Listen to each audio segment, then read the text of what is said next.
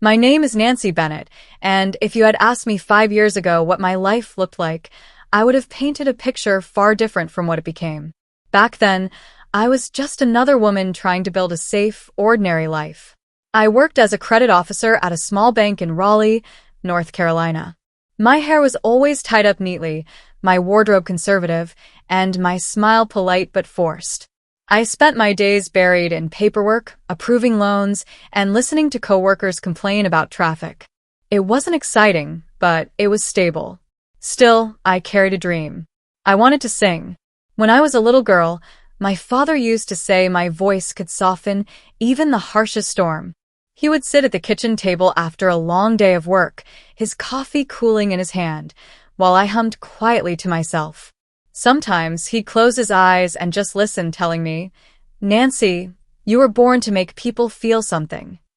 But when he passed away suddenly, I buried that dream with him. My mother's voice replaced his. Music is a hobby. A job is what keeps food on the table. Be practical, Nancy. So I chose practicality. I chose a bank job. I chose safety. I told myself love and passion were luxuries. I wasn't the type to daydream about fairy tale weddings or grand romances. At least, not until Nathan Parker came into my life. We met at a college reunion I hadn't even wanted to attend. My old roommate begged me to go, insisting I needed to loosen up. The event was loud, full of old classmates bragging about promotions, cars, and houses. I felt small and invisible in the crowd, clutching a cheap glass of wine. Then the host suggested a silly game. Pairs would try to guess celebrity names from cards. Nathan ended up as my partner. From the moment he leaned close and whispered, "I'm terrible at games like this, but I promise I'll make up for it with charm," something inside me shifted. He had warm brown eyes, a grin that was just shy of mischievous, and a laugh that could disarm anyone.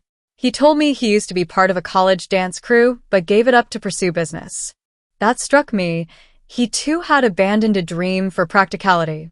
That night, I felt a spark I hadn't felt in years. Within weeks, we were inseparable. Nathan had a way of making me feel seen. He'd notice little things, like the way I hummed while doing dishes, and surprised me with noise-canceling headphones so I could enjoy music fully. He brought late-night takeout when I was exhausted, left notes in my purse before work, and looked at me as though I was the center of his universe. "You deserve to be someone's whole world, Nancy," he told me once while we lay under a blanket of stars. I believed him. A year later, he proposed, and my mother cried tears of joy. For her, this was security, stability, and the son-in-law she had always wanted for me. Nathan worked at a financial consulting firm in Charlotte with a decent income. He suggested I quit my job to focus on our home, his voice filled with tenderness when he said, "You've worked since you were 17. Let me take care of you now. You deserve to rest." So I left the bank, trusting his words. For a while, I thought I was living my own little fairy tale. The apartment was bright. Our weekends were filled with laughter, and I allowed myself to imagine a family, children, and a future I never thought I wanted. But fairy tales have villains. And mine wore pearls and a sharp smile. Her name was Linda Parker, Nathan's mother. The first time I met her, she looked me up and down like I was a dress on clearance. Too plain, too ordinary, too unworthy. She made comments that cut under the skin. The towels weren't folded correctly. The laundry smelled off. The dinner I cooked was too salty. She never raised her voice. Her cruelty came disguised as suggestions. And Nathan? He never defended me. He'd shrug and say, "That's just how Mom is." We lived only 20 minutes away from her, which meant she inserted herself into our lives constantly. She arrived uninvited with groceries I hadn't asked for, rearranged my kitchen cabinets, and helped clean the house as though everything I did was inadequate. Each visit chipped away at my confidence. I stopped telling Nathan about the cruel things she said because his silence hurt more than her words. It was during these visits that I met Ivy, Nathan's younger half-sister. Ivy was 3 years younger than me and, according to the family, had suffered nerve damage after a childhood fever. She couldn't walk, couldn't speak. At first, I pitied her, imagining a young woman trapped in silence and immobility. She communicated through drawings and a letterboard. But soon, I realized there was more behind her eyes. She expressed herself with surprising wit and subtle humor. Her smile spoke volumes. Where Linda treated me as an intruder, Ivy welcomed me with quiet warmth. I began visiting her even when Nathan was busy. I taught myself basic sign language late at night, just so our conversations could go deeper. We shared stories, jokes, and secrets. She became my ally, my comfort, my reminder that I wasn't completely invisible in that family. But as Nathan grew more distant, coming home late, distracted, making excuses about long meetings, Linda's influence grew stronger. And one day, the breaking point arrived. Nathan and his family planned a trip to Hawaii. Tickets were bought, plans were made, and I wasn't included. Not only excluded, they told me I would stay behind to care for Ivy. I felt humiliated. I was his wife, yet they had reduced me to a caretaker. When I confronted Nathan, his only response was, "Mom thinks it'll be less stressful for you. Please understand." I swallowed my pride and agreed, but later, when I sat with Ivy, she gave me a look I'll never forget. Slowly, carefully, she signed. "We have plans too. They'll be surprised." At the time, I didn't understand. But the very next morning, my world shifted. I walked into Ivy's room with a cup of coffee and froze. She was standing by the window. And then she turned to me and spoke, her voice clear, calm, steady. "Good morning, Nancy." My mug slipped from my hand, shattering on the floor. I couldn't breathe. Ivy, who had supposedly been unable to walk or talk for decades, was speaking to me as though she had never been silent. "I need to tell you everything," she said. And that was the moment the lies began to unravel.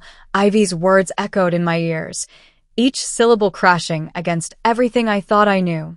"Good morning, Nancy." I stumbled backward, my hands trembling. For years, I had been told she couldn't speak, couldn't walk, couldn't live like the rest of us. Yet here she was, standing with perfect balance, her expression calm, almost amused at my shock. I don't understand," I whispered. Ivy crossed the room slowly, her steps deliberate, as though she wanted me to witness each one. "That's because you were never meant to understand. You were meant to serve, to play the role my mother and Nathan chose for you." My heart pounded. All of this was an act. Her smile widened, sharp as a blade. "Of course. A family like ours doesn't show all its cards. We needed someone gullible, someone desperate for love, someone who wouldn't question too much. That someone was you." The floor seemed to tilt beneath me. Every shared laugh, every late-night conversation with Ivy, fake. Every cruel word from Linda, every cold silence from Nathan, a setup. I wanted to scream, to demand answers, but Ivy silenced me with a raised hand. "You were convenient, Nancy. A housekeeper, a caretaker, a placeholder. And now that Nathan has someone else, you're no longer useful." Tears burned my eyes, but beneath them, something darker stirred, anger, deep and molten. I had given up my job, my independence, my confidence. For what? For a lie. "Where is Nathan?" I asked, my voice low. Ivy's eyes gleamed. "He's in Hawaii. With her. The woman he truly loves." My mother is thrilled, of course. She never wanted you in this family. It felt like a blade twisting inside me. The joint bank account, his constant late nights, the excuses, it all clicked. I had been a fool. But not anymore. I left Ivy's room, without another word. That night, while the house was silent, I sat at the kitchen table with my laptop. My hands shook as I logged into the joint account. Just as I feared, nearly all the money I had saved was gone. Thousands drained, funneled into his business trips and no doubt his mistress's pockets.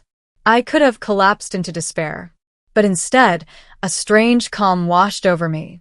If they thought I was weak, invisible, disposable, then they underestimated me. And that would be their downfall. The setup. Revenge is never immediate.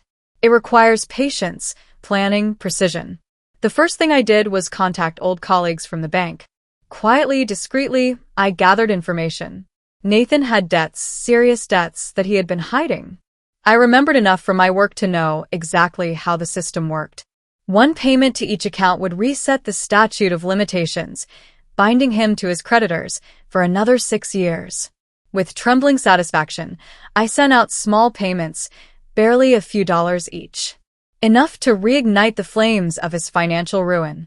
I also provided his new contact details, even Ivy's address, ensuring the wolves knew exactly where to hunt. Next, I began collecting evidence.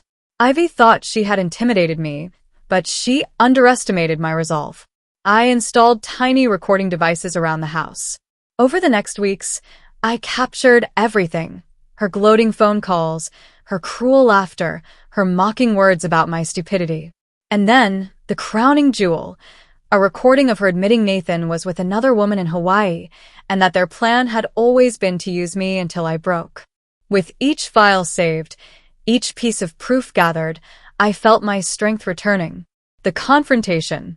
When Nathan finally returned from Hawaii, tanned and smug, I was ready. He walked through the door carrying souvenirs, as though nothing had happened. "Nancy," he said smoothly, "you wouldn't believe how beautiful it was. We should go together someday." I looked him straight in the eye. Did she enjoy it too? He froze. Who?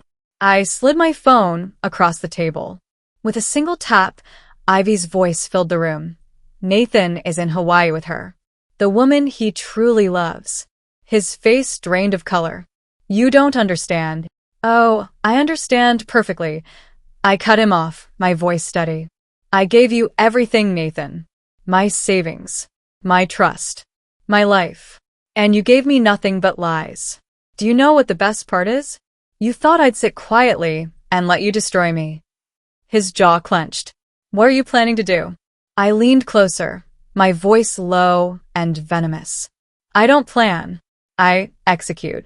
That night, I packed my things and left, but not before ensuring copies of the recordings were sent to his boss, his creditors, and, most deliciously, to Linda herself. The downfall. The storm hit quickly. Creditors began hounding Nathan, demanding repayment. His employer, furious about the scandal, placed him on indefinite suspension. His reputation in the industry collapsed overnight.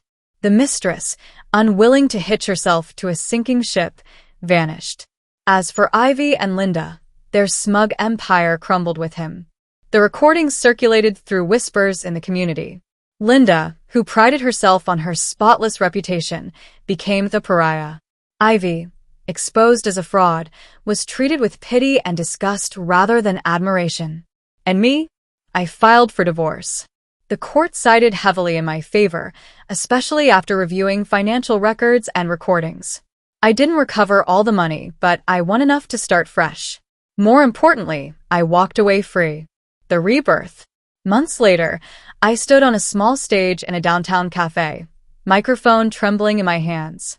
The room was dimly lit, filled with strangers sipping coffee and wine. "My name is Nancy," I said softly. "This is my first time performing in years." And then I sang. The melody poured out of me, raw and aching, filled with every wound, every betrayal, every ounce of pain, but also every drop of strength I had regained. When I finished, the room erupted in applause. For the first time in years, I felt alive.